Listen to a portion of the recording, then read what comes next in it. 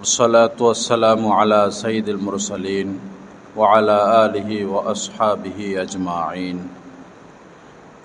وأشهد أن لا إله إلا الله وحده لا شريك له وأشهد أن محمدا عبده ورسوله أما بعد قال النبي صلى الله تعالى عليه وسلم كل أمتي يدخلون الجنة إلا من أبى قيل ومن يأبى يا رسول الله قال من أطاعني دخل الجنة ومن عصاني فقد أبى أو كما قال عليه الصلاة والسلام اللهم صل على سيدنا ومولانا محمد وعلى آل سيدنا ومولانا محمد وبارك وسلم أستغفر الله الذي لا إله إلا هو الحي القيوم وأتوب إليه আল্লাহ পাক জাল্লা জালালুহু আমাদের সবাইকে মাফ করে দেন, কোরআন সুন্নাহ মোতাবেক আমাদের সবাইকে চলার তৌফিক দান করেন।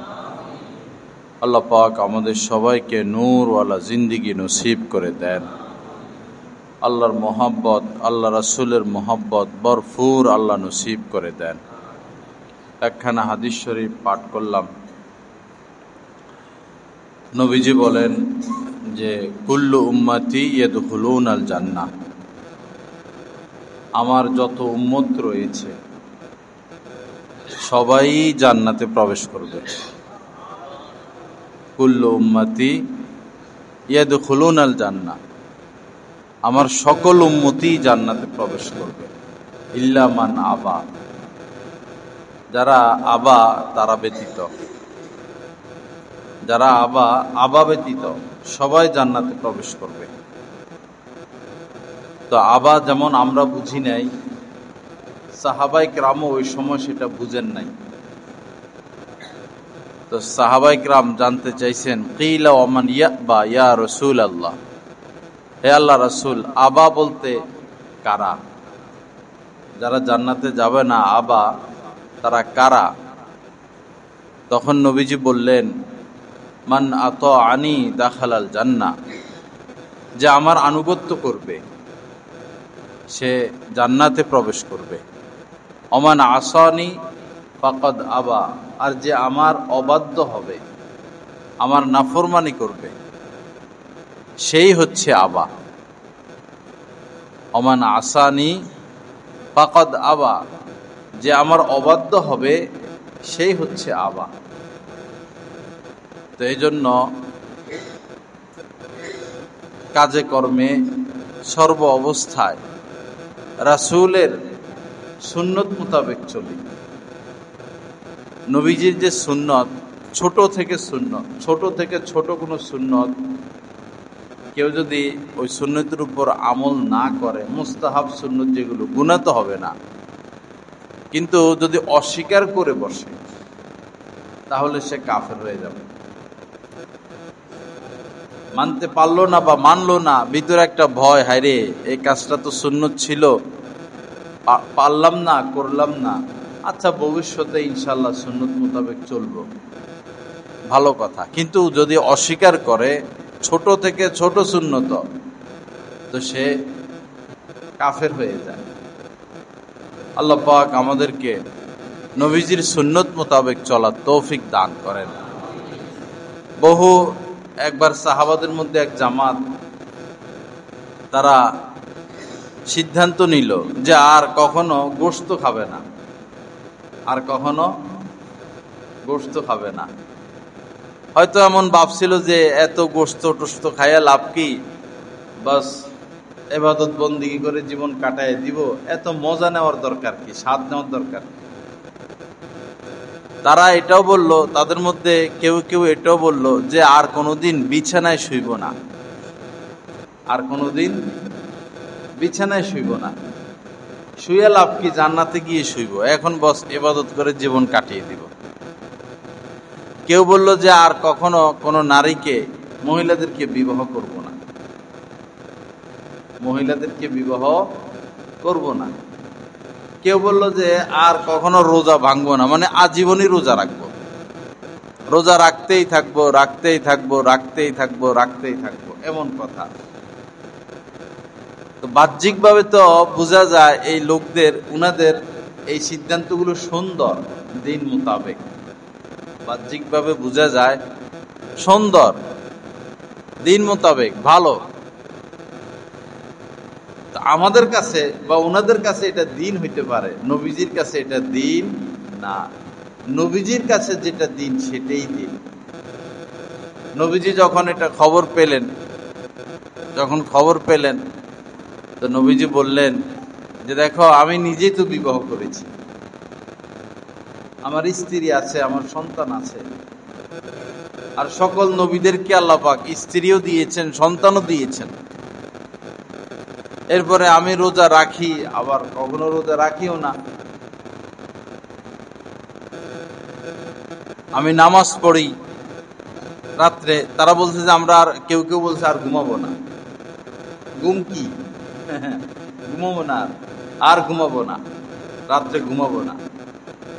নবীজি বললেন যে আমি তো নিজেই ঘুমাই, আবার নামাজও পড়ি রাত্রে। এরপরে নবীজি বললেন মান রগিবা আন সুন্নতি ফালাইসা মিন্নি, যে আমার সুন্নতের বিপরীত চলবে সে আমার উম্মতের অন্তর্ভুক্ত নয়।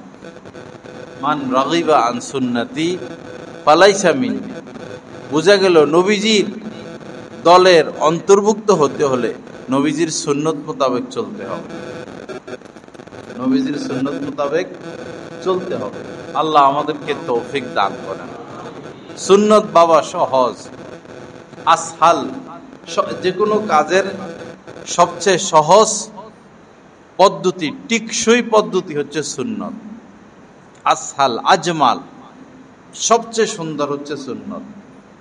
আসহাল আজমাল, এজন্য সুন্নত শিখি এবং সুন্নত মোতাবেক চলি। এটার দুই রাস্তা, এক হলো যেমন কিছু কিতাবপত্র মোতালা করা, যেমন তালিমুস সুন্নাহ আছে, বেহেশতি জেওর আছে, অথবা আলেম ওলামাদের থেকে জেনে নেওয়া, অথবা কোনো আলেম ওলামা, কোনো আলেমের সাথে চলা, উনি কোন কাজ কিভাবে করেন। যেহেতু তিনি আলেম, তো তিনি তো সুন্নত মোতাবেকই করবেন, তার সাথে উঠা বসা করলেও আমরা সুন্নত শিখে যাব। আল্লাহ পাক আমাদের সবাইকে তৌফিক দান করেন। আল্লাহ পাক আমাদেরকে কোরআন সুন্নাহ মোতাবেক চলার তৌফিক দান করেন। আমাদের বর্তমানে রাষ্ট্রীয়ভাবে একটা আইন হচ্ছে, পাশ হয়ে গেছে কিনা আমি জানি না, নারী বৈষম্য।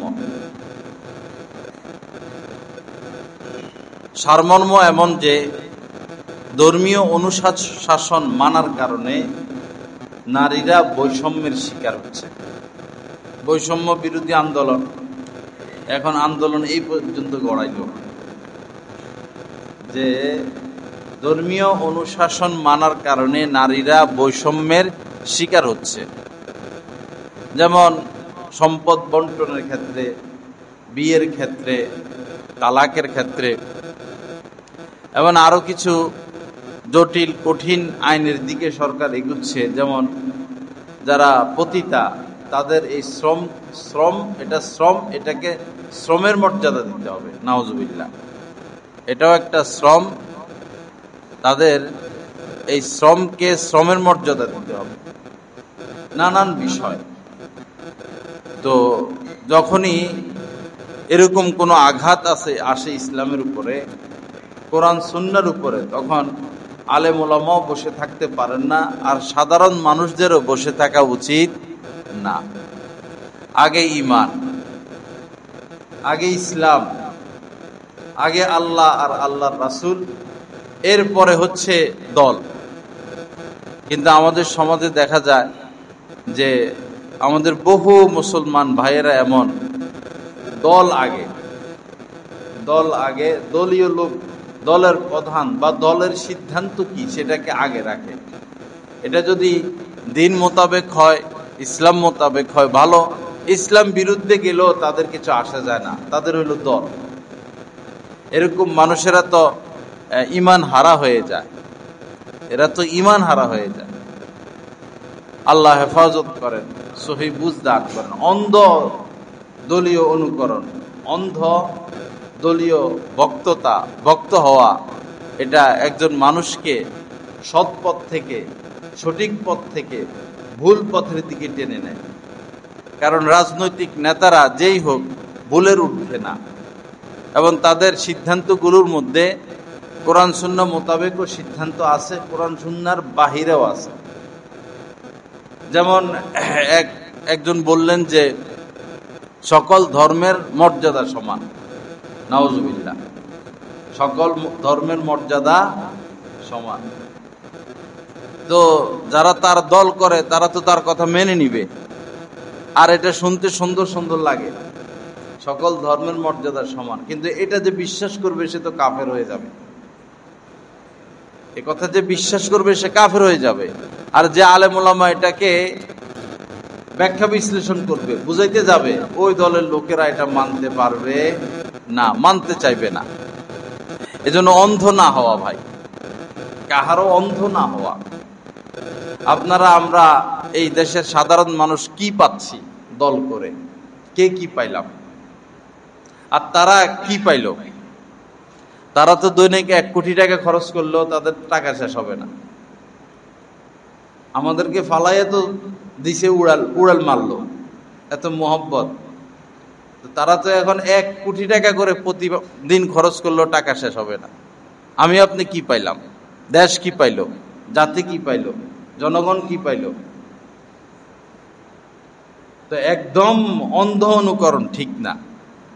কুলু কওলান সাদীদা, আল্লাহ পাক বলেছেন যে সঠিক কথা বলো। ইয়া আইয়ুহাল্লাযীনা আমানুত্তাকুল্লাহা, হে ঈমানওয়ালারা আল্লাহকে ভয় করো, সঠিক কথা বলো। কুলু কওলান সাদীদা, সঠিক কথা বলো। সঠিক কথা বলতে গিয়ে যদি দলের বিপরীত যেতে হয় যাব, মায়ের বাবার বিপরীত যেতে হয় চলে যাব, নিজের সন্তানের বিপরীত যদি যেতে হয় চলে যাব, কিন্তু সঠিক কথা বলবো, সঠিক পথের উপরে থাকবো। এটার নাম হচ্ছে ঈমান, এটার নাম হচ্ছে ঈমান। আল্লাহ পাক সহিহ বুঝ দান করেন। এখন ধর্মীয় অনুশাসন মোতাবেক চললে নারীরা বৈষম্যের শিকার, এটা তো ছোটখাটো কথা না। ইতিপূর্বে তো কোরআন সুন্নাহ বিপরীত বহু আইন পাস হওয়ার পথে ছিল বা হয়েছেও। এত মারাত্মক কথা তো কোনো সরকার বলে নাই, এত মারাত্মক কথা। এটার লেভেলটা দেখতে সুন্দর, কিন্তু এটার ভিতরে নাপাকি ছাড়া আর কিছু নাই। এই মুহূর্তে আমাদের বসে থাকা উচিত হবে না। এই আইন পাস হয়ে গেলে বিপর্যয় সৃষ্টি হবে সমাজে, সমাজে বিপর্যয় সৃষ্টি হবে। এখন তো মেয়েরা সম্পদ, 1 ছেলে যা পায় 2 মেয়ে তা পায়, এটা ধর্মীয় আইন, এবং আমাদের দেশের মানুষ মেনেও নেয় এটা। কিন্তু এই অর্ধেকও দিতে চায় না, 1 ছেলের অর্ধেকও দিতে চায় না। এটা নিয়েই হানাহানি, মারামারি, হাজার হাজার মামলা। এখন যদি এমন আইন হয়ে যায় ছেলে যতটুকু পাবে মেয়েও ততটুকু পাবে, তো খুনাখুনি শুরু হবে। ভাই বোনেরা গোপনে বোনেরে বিষ খাওয়াই দিবে। পিতা দেখবে যে মেয়েরে এত টাকা পয়সা দিয়ে বিবাহ দিলাম, সে তো স্বামীর বাড়িতে ভালো আছে, সুখে আছে, সে তো সেখানে সম্পদ পাবেই, এখন আমার ছেলেদের সম্পদও সে নিয়ে যাবে। তো পিতা কি করবে? মারা যাওয়ার আগে ছেলেদের নামে সম্পদ লিখে দিবে। পরে ওই মেয়েটা ওই অর্ধেকও পাইল না। এই আইন যদি বাস্তবায়ন হয় সে অর্ধেকও পাবে না। এগুলা নিয়ে এর আগেও অনেক কিছু হয়েছে। এই মুহূর্তে আমাদের সোচ্চার হওয়া উচিত। মেয়েরা বেশি পায়, বরং বেশি পায়। এখন যদি বৈষম্য হয়, বিয়ে শাদীতে বৈষম্য হয়, তালাকে বৈষম্য হয়, তাহলে পুরুষেরা মোহর দিবে কেন? মোহর পুরুষ দিবে কেন? তাহলে মোহর বাদ। মোহর যদি বাদ পড়ে যায়, এটা তো একটা বৈষম্য। পুরুষ দিচ্ছে, মেয়েরা দিচ্ছে না, এটা তো পুরুষের উপর বৈষম্য। তো পুরুষরা যদি মোহর না দেয়, তো মহিলাদেরকে আজকে বিয়ে করবে, কালকে ছাড়বে, সকালে বিয়ে করবে, সন্ধ্যায় ছাড়বে, অসুবিধা কি? ওই সময় পুরুষদের মাথায় আসবে, এমনি মাথায় আসবে, এরে পছন্দ হয়েছে, হেরে পছন্দ হয়েছে, তো বিয়ে করবে, সপ্তাহখানিক রাখবে, মাসখানেক রাখবে, যা পরে আরেকটা করবে, পরে আরেকটা করবে, এটা শুরু হবে কি না? মোহরের এই পেশ না থাকলে তো শুরু হবে এটা। তো মোহর তো আমাদের উপর বৈষম্য, আমরা মোহর দিতে যাব কেন? এরপরে বিয়ে করার পরে স্ত্রীর ভরণ পোষণ মরণ পর্যন্ত, তার A to Z, তার চিকিৎসা, তার খাদ্য, তার থাকার ব্যবস্থা, তার পোশাক আশাক, তার সব পুরুষের উপরে, তার সব পুরুষের উপরে। তো এটা তো পুরুষের উপর বৈষম্য তাদের ভাষা মোতাবেক। আমরা কেন 12 মাস তাদের খরচ দিয়ে যাব? আমাদের তো মাথা ব্যথা কিছু, সে অসুস্থ হয়েছে, সে হাসপাতালে ভর্তি, 5 লাখ টাকা বিল আসলো, স্বামী দিবে কেন? এটা স্ত্রী অসুস্থ হয়েছে, স্ত্রী দিবে, বা স্ত্রী অর্ধেক দিবে, স্বামী অর্ধেক দিবে। দ্বীনি ইলম না থাকলে মানুষের মাথা মোটা, জ্ঞান বুদ্ধি মোটা, সহজ জিনিস তারা বুঝতে চায় না।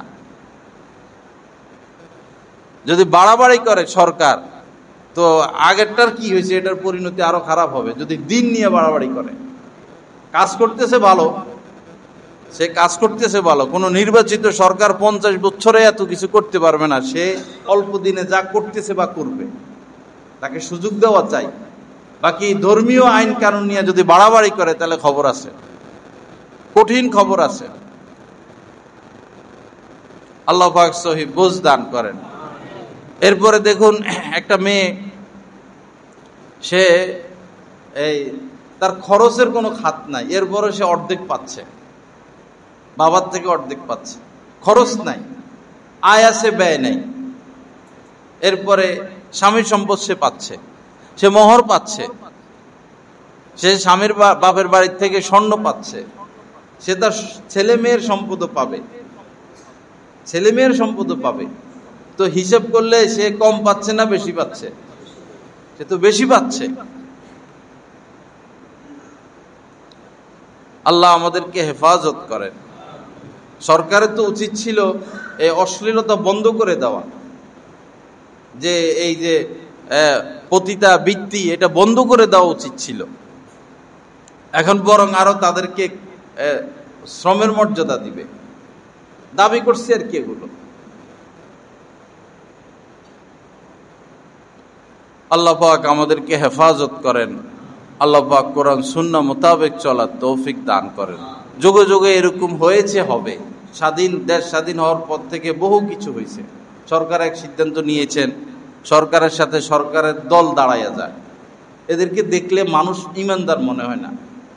যখন কোরআন হাদিসের সাথে সাংঘর্ষিক কোনো বিষয় সরকার সিদ্ধান্ত নেয়, তো সরকারের দল যদি সরকারের সাপোর্ট করে, এগুলো তো বেঈমান কিসিমের মানুষ। কোরআন হাদিসের সাথে সংঘর্ষ, এখন দল কিসের? এই বেটা, এখন দল কিসের? এখন তো তুমি আলেম ওলামার সাথে দাঁড়াইবা। কি মানুষ এরা! এত অন্ধভক্ত কখনো হইতে নাই। এই বিষয়ে আমাদের কাহারও বসে থাকার সুযোগ নাই। আমাদেরকে এটার প্রতিবাদ, প্রতিরোধ, যত কিছু করা দরকার করতে হবে। কোরআন হাদিসের বিপরীত এই আইন আসলে কোবাকুবি শুরু হবে, রক্তপাত শুরু হবে। কেউ মেয়ে সন্তান নিতে চাইবে না। মেয়ে সন্তান নিলেও ভাইয়েরা এই বোনের সাথে ভালো সম্পর্ক রাখবে না। পিতা সারা জীবন কষ্ট করবে, কামাবে, তার সন্তান আছে, তো মেয়েকে তো দিলই, বিয়েতে কত লাখ টাকা খরচ করে, এরপর ছেলেকে লাইন ধরাইয়া দেয়, একটা ব্যবস্থা করে, মোহর পাইতেছে, আর দিন রাত মা তো দিতে থাকে মেয়েকে,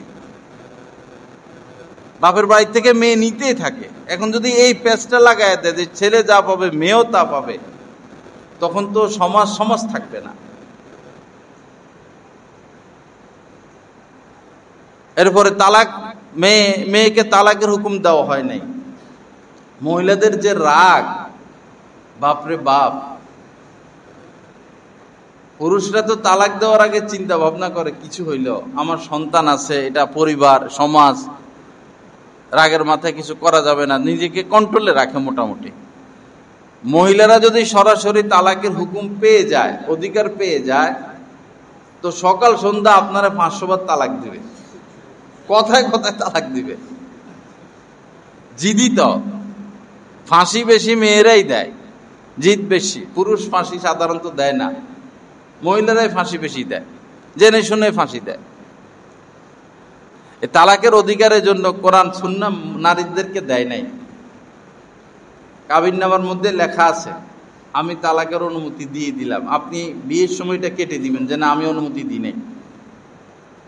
না হলে ওই কাবিননামায় সাইন করলে বস সে তালাকের অনুমতি পেয়ে গেল, সে এখন আপনাকে তালাক দিলে দিতে পারবে।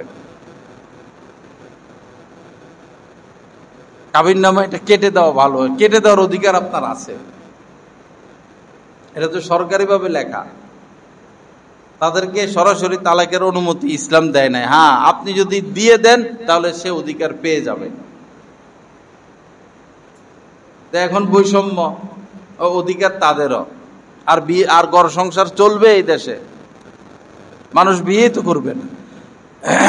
ইউরোপ আমেরিকায় তো বিয়ে নাই, বান্ধবী পছন্দ হয়েছে কয়েকদিন ঘর সংসার করে, 2-4 মাস ভালো লাগে না, পরে আবার বাদ দিয়ে দেয়।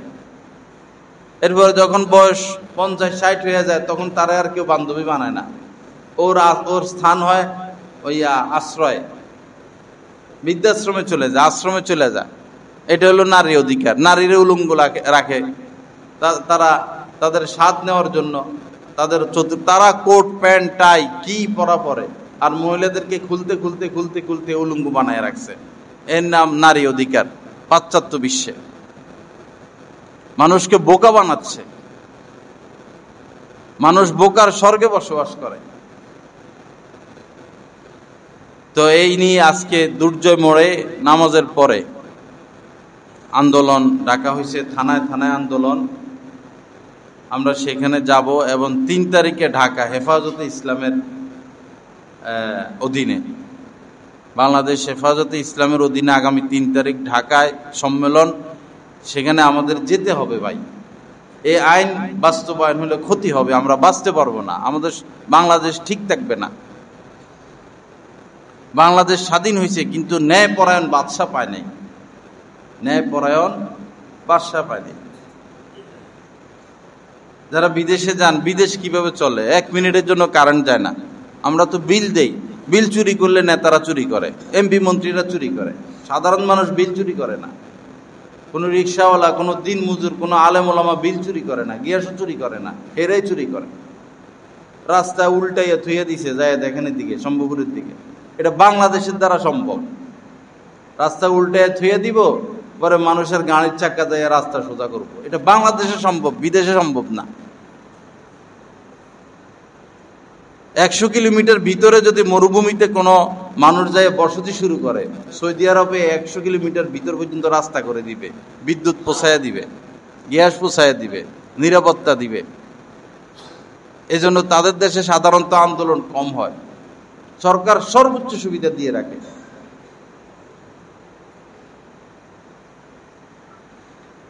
আস্তাগফিরুল্লাহাল্লাযী লা ইলাহা ইল্লা হুয়াল হাইয়ুল কাইয়্যুম ওয়া আতুবু ইলাইহি। আল্লাহ পাক আমাদের সবাইকে মাফ করে দেন, আলেম ওলামাদের সাথে থাকার তৌফিক দান করেন। সব ক্ষেত্রে আলেম ওলামাদের সাথে থাকা, সকল আলেম ওলামা যে বিষয়ে একমত হয়ে যান সেটা তো ভুল না, সেটা তো ভুল না। আমরা আলেমদের সাথে থাকব। সামনে দাজ্জাল আসবে, কঠিন অবস্থা, সে হলো জাদুঘর। আল্লাহ মানুষের ঈমান পরীক্ষার জন্য তাকে পাঠাবেন, কঠিন অবস্থা হবে পৃথিবীর। তো তারও তো মোকাবেলা করতে হবে। ওই সময় তো ঈমান নিয়ে খাড়া থাকতে হবে, ওই সময় আলেম ওলামার সাথে থাকতে হবে, আলেম ওলামাদের সাথে থাকতে হবে। নিজের ঘরে যেন একজন আলেম তৈরি হয়, বংশে যেন একজন আলেম তৈরি হয়। হাফেজ বানানোর জন্য পাগল হয়ে যাবেন না, হাফেজ বানানোর জন্য পাগল হয়ে যাবেন না। হাফেজ হওয়া ফরজ না। হাফেজ বানাইতে গিয়ে বহু মা বাবা নিজের সন্তানের লাইফ শেষ করে দেয়, বরবাদ করে দেয় সন্তানকে। পরে না এই কুল হয় না সে কুল হয়, মানে আমার ছেলে হাফেজ একটা সুনাম আর কি। এই ছেলেটার মেধা নাই, ওস্তাদরা বলতেছেন সে হেফজোখানা পড়তে পারবেন না, আপনি ওস্তাদের কথা মেনে নেন, তার সে যোগ্যতা নাই।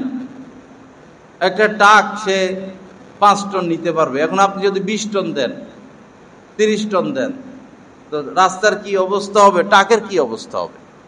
ট্রাক 5 টন নিতে পারে, ট্রাক ড্রাইভার, ট্রাকের হেল্পাররা বলতেছেন যে ভাই এটা তো 5 টনের ট্রাক, আপনি 10 টন দিবেন কেন? না না, আমি দিব 10 টন। তো দেন, দিলে ট্রাক শেষ হবে, টায়ার শেষ হবে, রাস্তা শেষ হবে। সর্বক্ষেত্রে আলেম ওলামার কথা মানতে হয়। ওস্তাদরা যেটা বলেন যে সে হেফজোখানায় যাবে, বস হেফজোখানায় দিবেন। হেফজোখানায় সে যেতে পারবে না, তার ক্ষতি হবে, দিবেন না। পরে পোলাপাইন ভাগাভাগি শুরু করে, পড়ে না, পড়তে চায় না। পরে এই করতে করতে তার যে কিতাব লাইনে পড়ার সময়, মাওলানা লাইন যেটা, ওই বয়সটা শেষ হয়ে যায়। পড়ালেখার তো একটা বয়স আছে, একটা রুচি আছে, এখানে থাকতে থাকতে বিরক্ত হয়ে যায় সে। পরে পড়ালেখার থেকে মন উঠে যায়, শত শত রাস্তায় রাস্তায় ঘুরে, পড়ালেখা নাই, কাঁচামরিচ বিক্রি করে, সন্ত্রাসী করে, দোকানে চাকরি করে, খেলাধুলা করে। এই মাদ্রাসার ছাত্র আছে, ওই যে মা বাবা জোরাজোরি করছে, মা বাবা জোরাজোরি করছে, হাফেজ বানাবেই। এখন হাফেজ হইল আর কি, শয়তানের হাফেজ হইল।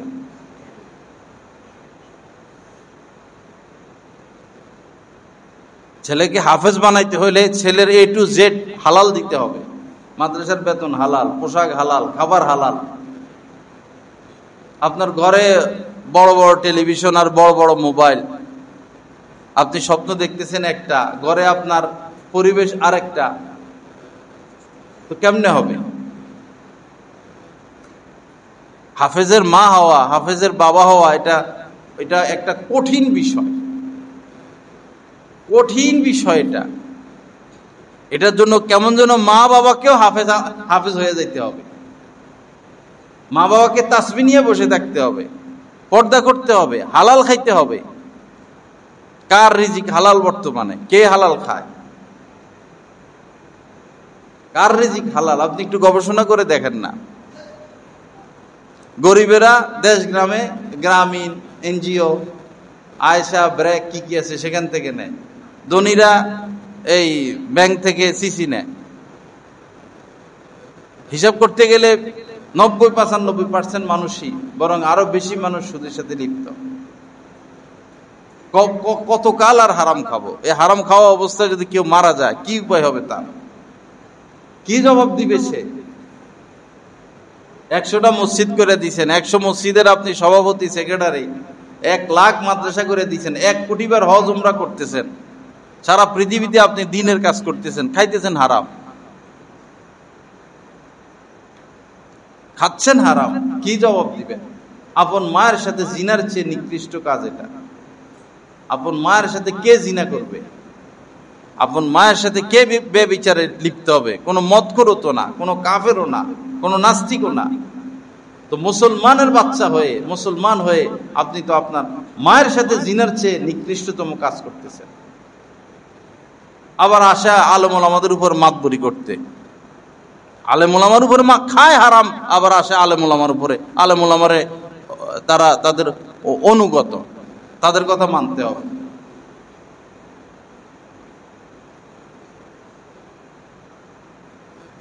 আল্লাহ পাক আলেম ওলামাকে বিশাল বড় এক কলিজা দান করছেন, বিশাল বড় কলিজা। কাউকে তারা পরোয়া করে না, ভয় করে না, কাহারও ভয় অন্তরে তাদের থাকে না। লা ইয়াখাফু লাউমাতা লাইম, হক্কানি আলেম ওলামা কারো রক্ত চক্ষুকে ভয় করে না। জানে না তো মানুষ, মানুষের খবর নাই তো। বাবা হালাল, হালাল রুজি, হালাল রুজি। এত সম্পদ ঠিক না। যারা সম্পদ কামাইতে কামাইতে কামাইতে কামাইতে জীবন শেষ করছে, তারা শেষ বয়সে বলে এত সম্পদ কামানো ঠিক হয় নাই। বলে, সবাই বলে এটা।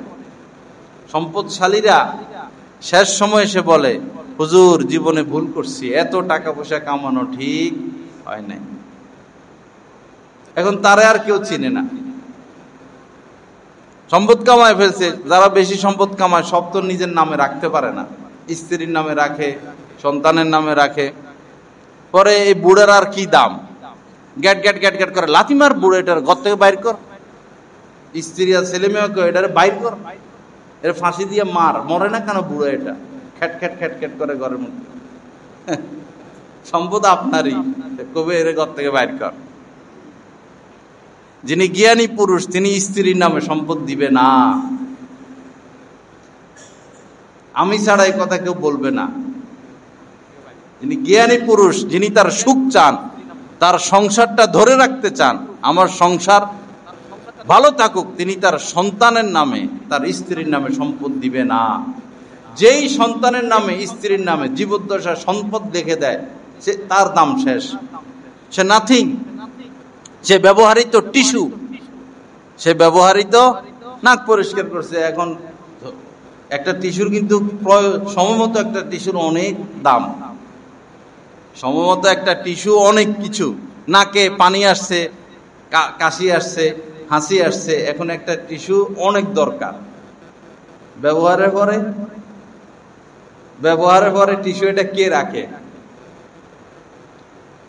যে ব্যক্তি সন্তান আর স্ত্রীর নামে সম্পদ লিখে দেয়, সম্পদ কিনে, সে এরকম ব্যবহৃত হবে অচিরেই, 1% এদিক সেদিক যাবে না। ভুল করবেন না ভাই। টাকা পয়সা এত পেরেশানি কেন হবেন? ভালো থাকেন, ভালো খান, ভালো পোশাক পরেন, গুণামুক্ত থাকেন, আরামসে ঘুমান, আখেরাত কামাইতে থাকেন। আমাদের আসল তো আখেরাত। আপনার আমার আসল হচ্ছে আখেরাত। দুনিয়া কামাবেন, নিষেধ না, পেরেশান না হওয়া, অস্থির না হওয়া, পাগলা ঘোড়া না হওয়া, স্বাভাবিক থাকেন। সম্পদ আসতেছে, আসুক, আপনি থাকবেন আখেরাত নিয়ে, দিন নিয়ে। আপনার ব্যস্ততা হচ্ছে আল্লাহর মোহাব্বত, আল্লাহর স্মরণ, আল্লাহর আনুগত্য। আমার আপনার ব্যস্ততা সেটা আখেরাত। এক মিনিটের জন্য, 1 সেকেন্ডের জন্য আল্লাহ যেন আমাদের উপর অসন্তুষ্ট না হন, এটা হচ্ছে সতর্কতা। একজন ড্রাইভার যখন গাড়ি চালায় কত সে সতর্ক, একজন পাইলট যখন বিমান চালায় সে কতটা সতর্ক, যারা যুদ্ধ বিমান চালায় তারা কতটা সতর্ক। আমি আপনি এর থেকে 1000 গুণ বেশি সতর্ক থাকতে হবে, এক মুহূর্তের জন্য নাফরমানি যেন না হয়। আল্লাহ এক মুহূর্তের জন্য আমাদের উপরে যেন অসন্তুষ্ট না হন। গুনাহ করলে তিনি অসন্তুষ্ট, গুনাহ মুক্ত তিনি সন্তুষ্ট। গুনাহ করলে আল্লাহ অসন্তুষ্ট, গুনাহ মুক্ত তিনি সন্তুষ্ট। নিজের জীবনকে একটা ব্যালেন্সের মতো রাখে, ব্যালেন্সের মধ্যে রাখে, জীবনটাকে ব্যালেন্সের মধ্যে রাখে, একদিকে ঝুঁকে না যায়। আত্মীয়দের সাথে সাক্ষাৎ, দেখা সাক্ষাৎ, এটার উপরে আমাদের আমল নাই। খালা আছে, ফুফু আছে, মামা আছে, চাচা আছে, ভাই আছে, বোন আছে, মহব্বত নাই। বন্ধু বান্ধব, ফেসবুক, টিকটক, টাকা পয়সা কামানি, এই নিজের স্ত্রী, নিজের সন্তান। সম্ভবত দেখা যায় ভাই বোনই আসলে কাজে লাগে, সম্ভবত দেখা যায় ভাই বোনই কাজে লাগে। ছেলে মেয়েদের সাথে এক সময় কেমন যেন অন্যরকম ব্যাপার হয়ে যায়, শেষ বয়সে এসে অনেকের ক্ষেত্রে বোঝা যায়। ওই সময় ভাই পাশে থাকে, বোন পাশে থাকে, হায় রে আমার ভাইটা, বোনটা। ভাই বোনের সাথে সম্পর্ক রাখবেন, ভাই যোগাযোগ রাখবেন, দাওয়াত দিবেন, তাদের দাওয়াতে যাবেন, একটু মহব্বত রাখা। সেই ছোটকালে প্রাইমারিতে কেউ পড়াইছে, হাই স্কুলে কেউ পড়াইছে, বুড়া শিক্ষক, তাদের সাথে কি মাঝে মধ্যে দেখা করা দরকার না? আপনার টাকা পয়সা হয়েছে, তিনি গরিব আছেন এখনো, মাঝে মধ্যে একটু দেখা করলেন, কিছু হাদিয়া দিলেন, তাদের দোয়াটা নিলেন। ছোটকালে কোলে নিছে এমন বহু বড় মহিলা আছে, হোক সে কাজের বুয়া ছিল, কিন্তু কোলে তো নিছেন, আদর তো করছেন, দেখাশোনা দেখে তো রাখছেন। তাদের খোঁজ খবর নেওয়া, তাদের সাথে সম্পর্ক রাখা। লা ইয়াদখুলুল জান্নাতা কাতে, নবীজি বলেছেন, যারা আত্মীয়দের সাথে সম্পর্ক কেটে দেয়, আত্মীয়দের সাথে সম্পর্ক রাখে না, তারা জান্নাতে প্রবেশ করবে না। আত্মীয়দের সাথে সম্পর্ক রাখা, যোগাযোগ রাখা। বিদেশে থাকে সমস্যা তো নাই, ফোন দিবেন, মেসেজ দিবেন, কোনো ভালো বয়ান বক্তৃতা তার নাম্বারে পৌঁছায় দিবেন। যারা টাচ মোবাইল ব্যবহার করতেছেন তারা একটা গ্রুপ করেন, যে কোনো একটা অ্যাপে গিয়ে একটা গ্রুপ করেন, আত্মীয়দের গ্রুপ। আমরা যারা রিলেটিভ তাদের এই গ্রুপ নিরাপদ, যেমন হোয়াটসঅ্যাপ, টেলিগ্রাম, যেহেতু চালানি তাদের জন্য, যারা চালায় না তাদের জন্য না। টেলিগ্রামে একটা গ্রুপ করেন, এখানে যোগাযোগ রাখেন, ভালো একটা বয়ান পৌঁছাইয়া দিলেন, ভালো একটা নসিহত পৌঁছাইয়া দিলেন। মানুষ তো বিভ্রান্ত, দিন নিয়ে বিভ্রান্ত। কার বয়ান শুনবে, কে বয়ান করবে? বয়ানের মাঠ নষ্ট, নসিহতের মাঠ নষ্ট। হক্কানি আলেম ওলামা মানুষ চিনে না। হক্কানি আলেম ওলামা মাহফিলে আসলে মানুষ আসে না। একদল বাজারি লোক এই মাঠ দখল করে রাখছে। ওয়াজ মাহফিল কি সেটাও মানুষ বুঝে না। আল্লাহ সহি বুঝ দান করেন। আল্লাহ পাক আমাদেরকে নসিহত গ্রহণের তৌফিক দান করেন। তা আমার ভাইরা, কোনো ক্ষেত্রে সীমা লঙ্ঘন ঠিক না। ওয়ালা তা'তাদু, তোমরা সীমা লঙ্ঘন করো না। ইন্নাহু লা ইউহিব্বুল মু'তাদিন, আল্লাহ পাক মহান আল্লাহ সীমা লঙ্ঘনকারীদেরকে পছন্দ করেন না। মহান আল্লাহ সীমা লঙ্ঘনকারীদেরকে পছন্দ করেন না। সীমা লঙ্ঘন না করা, বাড়াবাড়ি না করা, হায় হুতাশ না করা, মেজাজ মোটুফি মারামারি করে দুই পক্ষ, কোন পক্ষে সুখে আছে? মারামারি করে কোন পক্ষ সুখে আছে? কি দরকার ছিল মারামারি? আর জালেমরা তোরা মারামারি করবি, লাঠি নিয়ে কর। এত জিদ তোদের শরীরে, একটা আরেকটা লাঠি দিয়ে মার। নে ওইটা লোহার মাথার মধ্যে কি যেন বললাম, কি ডাকাতি কথাবার্তা। এটা লাগলে তো একজন মানুষ শেষ। এটা মারামারির জিনিস হইল? হাতে হাতে মারামারি কর, লাঠি নিয়ে যা। এটা লাগলেই তো একজন মানুষ শেষ, লাগলে তো একজন মানুষ শেষ। এরকম এরকম করে। আমি একবারে দাঁড়ানো ছিলাম, একবার শুধু এরকম করে। এই 5 হাত 7 হাত মধ্যখানে পার্থক্য। এরকম করে, হে পাশে এরকম, হে পাশে এরকম। ও শয়তানদের হুকুমের অপেক্ষায় থাকে। বড় শয়তানগুলো তো আর হে জায়গায় যায় না। মার রে, তখন মাইরা দিব। দেশটাই শেষ করছে নেতারা, এমপি মন্ত্রীরা। আপনারা ভালোবাসেন আর কি তাদের? বুঝবেন, বিপদে পড়বেন। অসৎ লোকদেরকে ভালোবাসলে শাস্তি কত কঠিন। শেষ নিঃশ্বাসটা ত্যাগ করেন। ওই সময় আমার কথা মনে থাকবে যে হুজুরে বলছিলেন এই কথাগুলো। দিল কাউকে দেওয়া যাবে না। দিল বিশেষভাবে আল্লাহ পাক সৃষ্টি করছেন, এটা আল্লাহকে দিয়ে রাখতে হবে। দিল আল্লাহকে দিয়ে রাখতে হবে। ফাসেকদেরকে না, ফাজেরদেরকে না, পাপীদেরকে না, অপরাধীদেরকে না, বেনামাজিদেরকে না। বেনামাজিকে কেন মহব্বত করবেন? চোরকে কেন মহব্বত করবেন? দুর্নীতিবাজকে কেন মহব্বত করবেন? কেন তাদের জন্য জীবন দিবেন? কেন তাদের কথা উঠা বসা করবেন? দেখেন না মোটু ফিরে কি করে রাখছে। সাধারণ মানুষের দোষ। আমরা তো গেছিলাম, দোনো পক্ষের সাথে সবাই বসা ছিল, ওয়াদা নিয়েছি, লম্বা সময় বয়ান হয়েছে। মনে হয় আমি আধা ঘন্টার মতো বয়ান করছি। দোনো গ্রুপে সবাই উপস্থিত। সবাই বলছে আর মারামারি করব না, আর কাটাকাটি করব না, আলেমুল আমাদের সাথে থাকবো। মারামারি করে আমাদেরই লস, আমরা সর্বহারা। তা আবার লাগাই দিল কে? ওরা তো হুকুমের গোলাম। আমরা আসলে নির্যাতিত সাধারণ মানুষ, রাষ্ট্রীয়ভাবেও সামাজিকভাবেও নির্যাতিত। আমরা আমাদের হক পাই নাই, অধিকার পাই নাই। জনগণ এই দেশে তার অধিকার পায় নাই পুরোপুরিভাবে। মজা মারে তারা। আপনি রাস্তায় যান ধুলাবালি, খাইতে যান ফরমালিন, ঘুমাইতে যান কারেন্ট নাই। আর হেরা কি ফরমালিন যুক্ত খানা খায়? এদের নাকি কি ধুলাবালি লাগে? এরা রাস্তা দিয়ে যখন বাইর হয় তখন গাড়ি বন্ধ, পিপি, পুলিশ কতগুলো থাকে, পিপি। বড় চোর আসবে, কে আইব? বড় চোর আইবে, পিপি, চোরকে রাস্তা খালি করে দাও। আর আমরা চোরদেরকে গলার মালা, ফুলের মালা দেওয়ার জন্য, আহা, নির্যাতিত আমরা আমাদের হক পাই না। আল্লাহ হেফাজত করেন, আল্লাহ পাক সহি বুঝ দান করেন। এগুলো বাবা, কথাগুলো গ্রহণ করবেন। যদিও দিলে লাগে, আপনাদের লাগতে পারে, কথা সঠিক কিনা সেটা ভেবে দেখবেন। কথা হক কিনা, কোরআন সুন্নাহ মোতাবেক কিনা সেটা দেখবেন। ঈমান নিয়ে কবরে যেতে হবে। সবার আগে ঈমান, সবার আগে বাংলাদেশ না, সবার আগে ঈমান, সবার আগে ঈমান, সবার আগে আল্লাহ, আল্লাহর রাসূল। একজনে বলছিল সকল ধর্মের অধিকার সমান, এই কথাটা রয়ে গেছে। এই কথা বিশ্বাস করলে সে কাফের হয়ে যাবে। সকল ধর্মের মর্যাদা সমান না, সকল ধর্মের লোকের অধিকার সমান। এই দেশে একজন হিন্দু লোক, খ্রিস্টান লোক যতটুকু রাষ্ট্রীয় সুযোগ সুবিধা পাবে, আমি মুসলমান ততটুকুই পাবো, অধিকার সমান। সকল ধর্মের লোকের অধিকার সমান, সকল ধর্মের মর্যাদা সমান, এই কথা বলা যাবে না।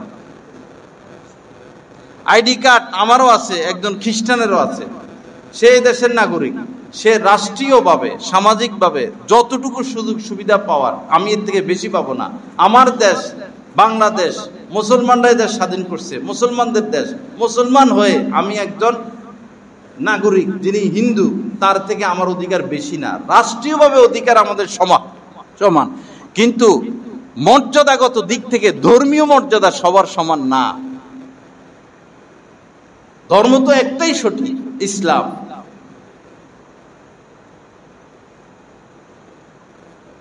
যারা হিন্দু, যারা নির্যাতনের শিকার হয়, সাধারণ মানুষ তাদের ঘর বাড়ি ভাঙে না, ওই রাজনীতির কারণে তাদের ঘর বাড়ি ভাঙা হয়।